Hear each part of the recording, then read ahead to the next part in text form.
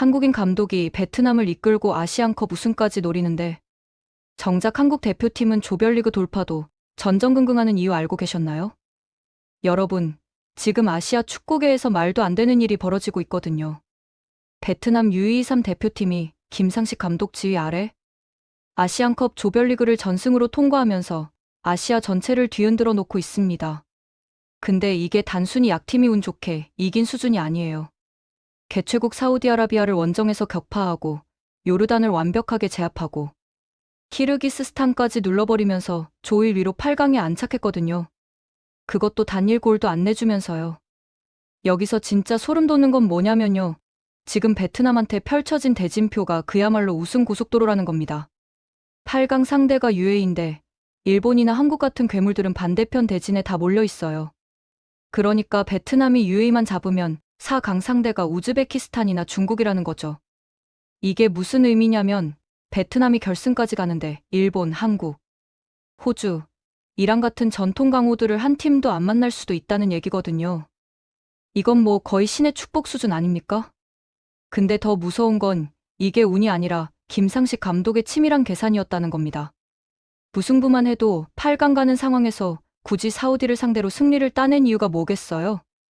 조 1위로 올라서서 일본을 피하려는 거였던 거죠. 만약에 조 2위로 떨어졌으면 8강에서 바로 디펜딩 챔피언 일본이랑 붙어야 했어요. 그럼 거기서 게임 끝이었을 겁니다.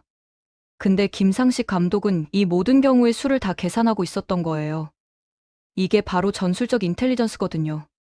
솔직히 말해서 한국 대표팀 감독들이 이 정도 전략적 사고를 보여준 적이 최근에 있었나요? 우리는 맨날 강팀 만나면 쫄아서 수비만 하다가 역습 한 방에 털리고 약팀 만나면 자만하다가 무승부나 겨우 따내고 그러잖아요. 근데 김상식 감독은 베트남이라는 상대적 약체를 데리고 아시아 최상위권 팀들 사이에서 완벽한 전술 설계를 보여주고 있다는 거죠. 이거 정말 아이러니 아닙니까? 베트남 축구 팬들이 지금 완전히 들썩이고 있는 이유가 뭔지 아세요? 단순히 8강 갔다고 좋아하는 게 아니에요. 진짜로 우승까지 노려볼 수 있는 현실적인 시나리오가 펼쳐지고 있기 때문이거든요. 베트남 축구 역사상 아시안컵 우승은 꿈도 못 꿨던 일이에요. 근데 지금 그 꿈이 현실이 될 수도 있다는 기대감이 베트남 전역을 휩쓸고 있습니다. 그리고 그 중심에 한국인 감독 김상식이 서 있는 거죠. 김상식 감독이 얼마나 대단한 사람인지 한번 볼까요? 이 양반이 베트남 U23 대표팀 지휘봉을 잡은 게 2024년 5월이거든요. 그러니까 부임한 지 채 1년도 안 됐어요. 근데 그 짧은 기간 동안 뭘 했냐면 동아시안 게임 우승, AFF U23 챔피언십 우승, 동남아시안 게임 금메달까지 싹쓸이 했습니다. 메이저 대회 3연속 우승이에요. 이게 얼마나 미친 기록이냐면 베트남 축구의 전설이자 국민 영웅인 박항서 전 감독도 못 이룬 기록이거든요. 박항서 감독 얘기가 나와서 말인데 사실 베트남 축구의 부흥은 박항서 감독님이 씨앗을 뿌렸죠.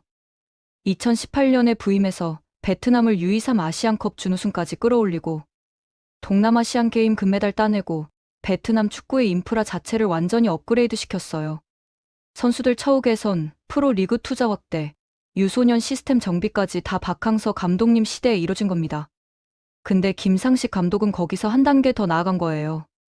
박항서 감독이 만들어 놓은 기반 위에서 더 정교한 전술과 더 과학적인 피지컬, 트레이닝, 더 세심한 선수 관리를 접목시켰죠.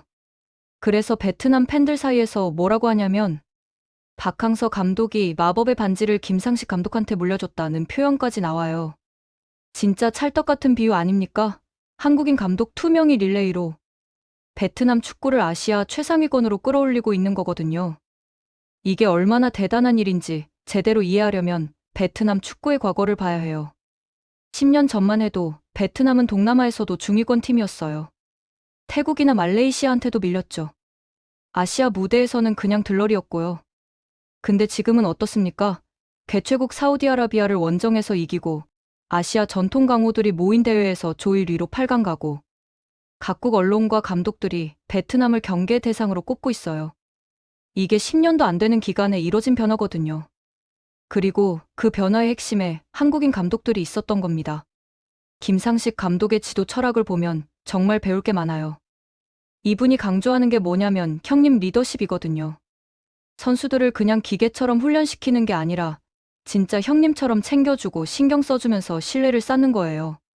한국에서 직접 인삼이랑 화장품 공수해서 선수들한테 나눠주면서 부모님이랑 와이프한테 선물해라라고 했대요. 이게 단순히 물질적인 선물의 의미가 아니잖아요. 나는 너희 개인적인 삶까지 신경 쓴다. 너희 가족까지 생각한다는 메시지거든요. 베트남 선수들이 김상식 감독을 뭐라고 부르는지 아세요? 엉클 싸우예요. 김상식의 상이 베트남어로 숫자 6을 의미하는 싸우랑 발음이 비슷해서 붙여진 별명인데, 엉클이라는 호칭 자체가 존경과 친근함을 동시에 담고 있잖아요. 감독이 선수들한테 이런 별명을 얻는다는 건 그만큼 선수들이 감독을 믿고 따른다는 증거거든요. 이게 진짜 리더십입니다. 김 감독이 직접 한 말을 보면 한국에서는 정이라고 하는데 베트남에서는 띵이라고 한다. 선수들과 마음을 열고 띵을 나누는 게 지도자의 역할이다라고 했어요. 이거 진짜 명언 아닙니까? 축구가 결국 사람이 하는 거잖아요. 아무리 전술이 좋아도 선수들이 감독을 안 믿으면 소용없고, 아무리 개인 기량이 뛰어나도 팀워크가 안 되면 무너지거든요. 근데 김 감독은 선수들 마음을 완전히 사로잡았어요. 그래서 선수들이 경기장에서 감독을 위해 뛰는 게 아니라 서로를 위해 뛰는 거죠. 그게 바로 진정한 팀워크입니다. 대회 준비 과정도 진짜 미쳤어요. 김 감독이 하루에 4시간밖에 안 잤대요. 나머지 시간에는 뭐 했겠어요? 상대팀 전력 분석하고, 경기 시뮬레이션 돌리고, 선수 개개인의 컨디션 체크하고, 전술훈련 계획 짜고, 이런 거 하느라 밤을 새운 거죠. 1부 리그도 아니고 3부 리그까지 직접 찾아다니면서 유망주를 발굴했대요. 이 정도면 집념이 아니라 거의 광기 수준 아닙니까? 그리고 박항서 전 감독한테도 조언을 구했대요. 주요 선수들 성향이랑 관리 방법에 대해서요. 이게 진짜 똑똑한 거거든요. 자기 자존심 때문에 전임자 무시하고 다 자기 방식대로만 하려는 감독들 많잖아요. 근데 김 감독은 달라요. 박항서 감독이 몇 년 동안 베트남 선수들이랑 쌓아온 노하우가 있는데 그걸 왜 안 활용하겠어요? 이게 바로 현명한 리더의 자세입니다. 이번 아시안컵 조별리그 전승의 의미를 제대로 파악하려면 경기 내용을 봐야 해요. 특히 사우디아라비아전이 압권이었거든요. 점유율 40%, 슈팅 4개. 사우디는 점유율 60%에 슈팅 26개였어요. 숫자만 보면 베트남이 완전히 밀렸죠. 근데 결과는 1대0으로 베트남 승리. 이게 뭘 의미하냐면 축구는 숫자 게임이 아니라는 겁니다. 효율성의 게임이거든요. 김상식 감독의 전술이 정확히 이거예요. 화려한 패스 워크나 높은 점유율보다 실질적인 득점 찬스 창출에 집중하는 거죠. 사우디가 26번 슈팅 때렸어요. 근데 그중에 진짜 위협적인 슈팅이 몇 개였겠어요? 대부분 의미 없는 중거리 슈팅이거나 막힌 각도에서의 슈팅이었을 겁니다. 반면 베트남은 단 4번의 슈팅 기회를 만들었는데 그중 1개가 골로 연결됐어요. 이게 바로 효율성이고 이게 바로 실리 축구거든요. 후반 64분에 교체 투입된 웬딘 박이라는 선수가 결승골을 넣었는데 이 장면이 진짜 예술이었어요. 좁은 각도에서 과감하게 돌파해서 강력한 슈팅으로 골망을 흔들었거든요. 근데 여기서 중요한 건 이 선수가 교체 카드였다는 거예요. 김 감독이 경기 흐름을 읽고 정확한 타이밍에 정확한 선수를 투입한 거죠. 이게 바로 감독의 통찰력입니다. 김 감독이 이번 대회에서 보여준 로테이션 전략도 정말 놀라워요. 사우디전에서 선발 라인업의 절반 가까이를 교체했거든요. 보통 감독들이 이렇게 못해요. 왜냐면 무서우니까요. 주전을 빼면 경기력이 떨어지지 않을까, 리듬이 깨지지 않을까 이런 걱정 때문에 주전들을 계속 굴리다가 체력, 방전돼서 중요한 경기에서 무너지는 경우 많잖아요. 근데 김 감독은 달라요. 장기적인 관점에서 체력 관리를 최우선으로 둔 거죠. 그 결과가 뭐냐면 베트남 선수들이 3경기를 치르면서도 체력적으로 여유가 있었어요. 사우디전 후반에도 베트남 선수들이 계속 뛰어다니면서 압박했거든요. 개최국 선수들이 홍관중 앞에서 뛰는데도 오히려 베트남 선수들이 더 활발하게 움직였어요. 이게 우연이겠어요? 다 계획된 거죠. 로테이션을 통해 주전 선수들 체력 관리하고 교체 선수들한테도 경기 감각 유지시키고 전술적 옵션도 다양하게 가져가고 일석삼조 전략이었던 겁니다. 베트남 언론들이 뭐라고 했는지 보면 진짜 소름 돋아요. 단순한 이변이 아니라 구조적으로 완성된 팀의 승리다. 이게 핵심이거든요. 운 좋게 한두 경기 이긴 게 아니라 시스템이 제대로 작동해서 일관되게 좋은 성적을 내고 있다는 얘기예요. 점유율보다 효율을 중시하는 실리 축구가 아시아 무대에서 통하는 현실적인 해법이다. 이것도 정확한 분석이죠. 유럽 스타일 화려한 축구 흉내내다가 망하는 팀들 얼마나 많아요. 베트남은 자기들 수준에 맞는 최적의 전술을 찾아낸 겁니다. 인도네시아 언론 반응도 재미있어요. 베트남은 더 이상 언더독이 아니다. 아시아 상위권과 맞설 준비가 끝난 팀이다. 동남아시아 국가들이 보통 서로 라이벌 의식 강한데 인도네시아 언론조차 베트남을 인정하고 있다는 거죠. 심지어 동남아 축구의 새로운 기준을 제시했다는 평가까지 나왔어요. 이게 무슨 의미냐면 베트남의 성공이 동남아 축구 전체의 수준을 끌어올리는 계기가 되고 있다는 겁니다. 중국 반응은 더 압권이에요. 중국 스포츠 플랫폼에서 조직력과 집중력에서 중국 U23이 배워야 할 팀이다. 화려함은 없지만 가장 위험한 팀이다라는 평가가 쏟아졌대요. 중국이 얼마나 자존심 강한 나라예요. 그 중국 사람들이 베트남한테 배워야 한다고 인정한다는 게 얼마나 대단한 일인지 아시겠죠? 특히 김상식 감독의 로테이션과 경기별 맞춤 전술에 대해 높은 관심을 보였대요. 중국 축구가 돈은 많이 쏟아부었는데 성적은 안 나오잖아요. 근데 베트남은 상대적으로 적은 자원으로 훨씬 좋은 결과를 내고 있으니까 부러운 거죠. UAE 감독인 마르셀로 브룰리가 한 말도 의미심장해요. 베트남 U23 대표팀의 조별 리그 3경기를 모두 봤는데 팀워크가 훌륭하고 조직적이었다. 아직까지는 경기 스타일에서 약점을 발견하지 못했다. 8강 상대 감독이 이렇게 말한다는 건 뭐예요? 진심으로 베트남을 경계하고 있다는 거잖아요. 약팀 상대한다고 방심하는 게 아니라 제대로 된 강팀 대하듯이 준비하겠다는 의미거든요. 베트남 현지 SNS 반응들을 보면 진짜 감동적이에요. 저는 항상 그가 재능이 있다고 생각했지만 이렇게까지 뛰어날 줄은 상상도 못했어요. 김상식 감독님은 상대에 대한 이해도가 깊으셨고 자기 인식도 탁월했다. 감독님의 비술이 이렇게 대단할 줄 몰랐어요. 이런 반응들이 쏟아지고 있거든요. 특히 재미있는 게 박항서 감독님의 겸손함이 당신에게서 보입니다라는 댓글이에요. 베트남 사람들이 박항서 감독을 얼마나 사랑하는지 아는데 김상식 감독한테도 똑같은 존경심을 보내고 있다는 거죠. 두 감독 모두 좋아하지만 난 박 감독 시절보다 김상식 감독이 보여주는 축구 스타일을 더 좋아해라는 반응도 있었어요. 이게 되게 중요한 포인트거든요. 박항서 감독이 워낙 전설적인 인물이라 후임 감독이 비교당하기 쉬운 상황인데 김상식 감독이 자기만의 스타일로 또 다른 매력을 보여주고 있다는 겁니다. 이게 바로 진정한 후계자의 모습 아니겠어요? 박항서 감독이 후계자에게 마법의 반지를 물려준 거야 라는 반응은 정말 시적인 표현이에요. 반지의 제왕 오마주 같은데 베트남 축구의 성공이라는 반지가 박항서 감독에서 김상식 감독으로 이어지고 있다는 거죠. 그리고 그 반지의 힘으로 베트남 축구가 더 높이 올라가고 있는 거고요. 김 감독 본인도 겸손한 태도를 잃지 않고 있어요. 조별리그 3경기를 모두 이길 거라고는 대회 전에 전혀 예상하지 못했다고 했거든요. 자만하지 않는 거죠. 선수들이 매 경기팀을 위해 헌신한 결과라고 공을 선수들한테 돌리고요. 이게 진짜 리더의 자세예요. 잘 됐을 때 공은 선수들한테 돌리고 문제 생기면 감독이 책임지는 거.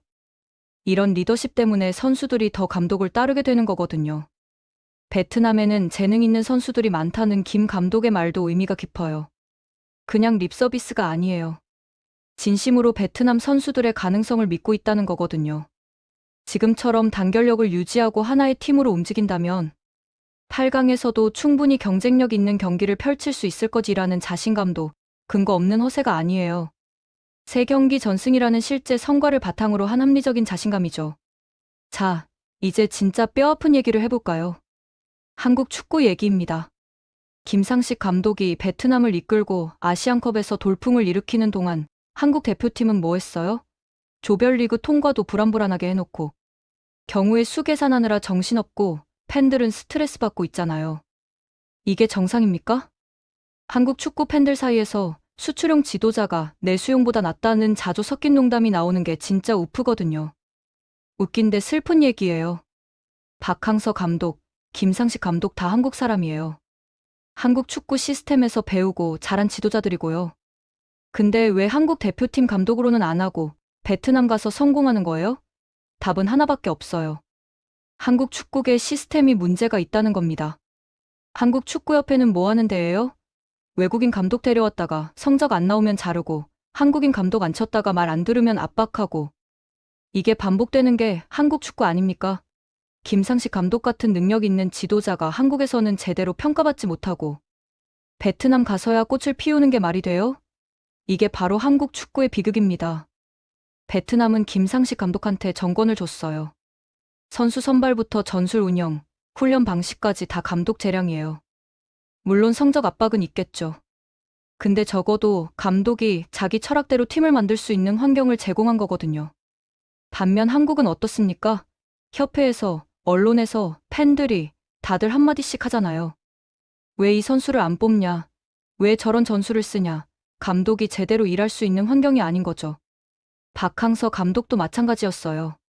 한국에서는 국가대표팀 감독 기회를 못 받았죠. 그러다가 베트남 가서 전설이 됐잖아요. 이게 우연이겠어요? 한국 축구계가 인재를 알아보는 눈이 없고 아니면 능력 있는 사람한테 제대로 된 기회를 안 주는 거예요. 둘 중 하나거든요. 지금 한국인 감독이 이끄는 베트남이 정작 한국도 장담 못하는 아시안컵 결승 무대에 먼저 도착할 가능성이 진짜 있어요. 이거 상상해보세요. 결승전에서 한국이 베트남 만나는 거. 그것도 베트남 감독이 한국 사람인 상황. 이게 현실이 될 수도 있다는 게 지금 상황이거든요. 그때 한국 축구협회는 뭐라고 변명할 건가요? 우리가 키운 감독이 우리를 이겼습니다라고 할 건가요? 김상식 감독이 베트남에서 이룬 성과들을 하나하나 따져보면 진짜 경이로워요. 동아시안 게임 우승, 동남아시안 게임 금메달, AFF U23 챔피언십 우승, 그리고 이번 아시안컵 조별리그 전승.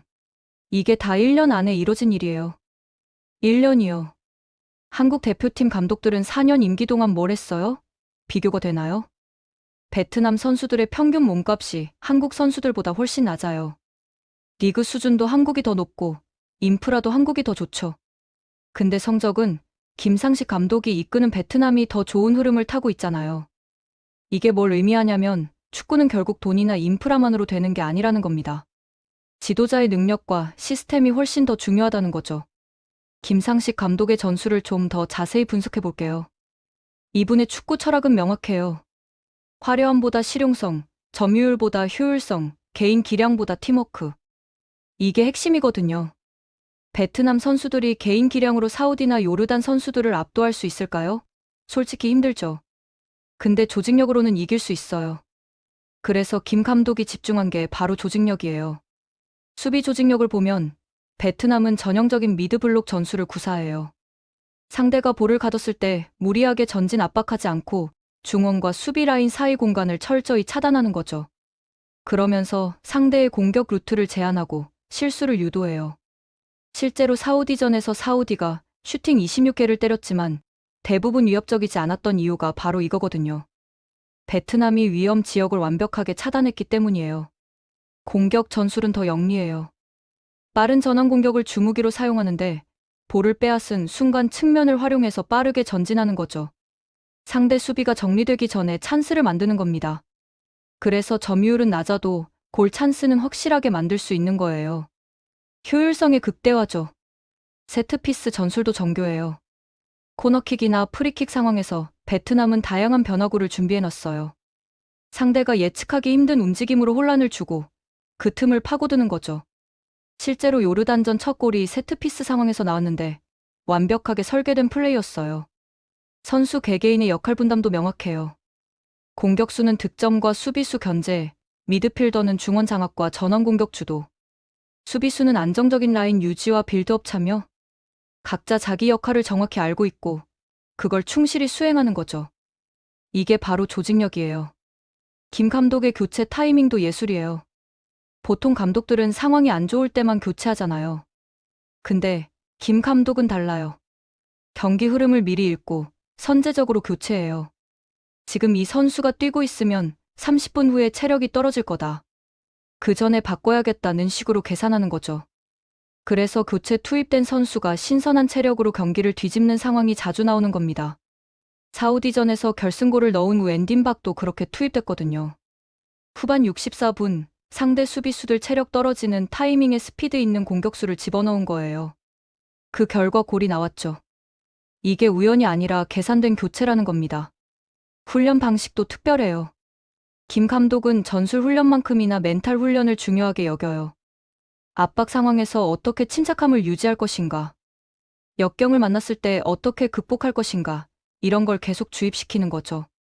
그래서 베트남 선수들이 원정 경기에서 개최국 관중들, 야유 속에서도 흔들리지 않고 자기 플레이를 할 수 있는 겁니다. 피지컬 트레이닝도 과학적으로 접근해요. 각 선수의 체력 데이터를 분석해서 개인별 맞춤 훈련 프로그램을 짜는 거죠. 그래서 로테이션이 가능한 거예요. 주전이든 교체 요원이든 다들 최상의 컨디션을 유지할 수 있으니까요. 식단 관리, 수면 패턴, 회복 루틴까지 다 신경 써요. 축구는 결국 몸으로 하는 운동이잖아요. 아무리 전술이 좋아도 선수들 컨디션이 안 좋으면 소용없거든요. 김 감독은 이 모든 걸 시스템화해서 관리하는 겁니다. 베트남 축구의 현재 상황을 보면 박항서 감독 시대의 유산이 얼마나 큰지 알 수 있어요. 박 감독이 베트남 프로 리그 투자 확대를 이끌어냈고, 그 결과 지금 V리그 구단들이 예전보다 훨씬 좋은 환경에서 운영되고 있거든요. 선수들 연봉도 올랐고, 훈련 시설도 개선됐고, 의료 지원도 강화됐어요. 현재 베트남 대표팀 주축 선수들이 팬들한테 연예인급 대우를 받는다는 게 상징적이에요. 과거에는 축구 선수가 베트남에서 그렇게 높은 지위가 아니었거든요.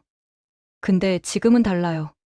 축구 스타들이 광고 모델도 하고 SNS 팔로워도 수십만 명이고 사회적 영향력도 엄청나요. 이게 다 박항서 감독이 만들어낸 축구분 덕분이죠. 재밌게 보셨다면 구독과 좋아요, 알림 설정 부탁드립니다.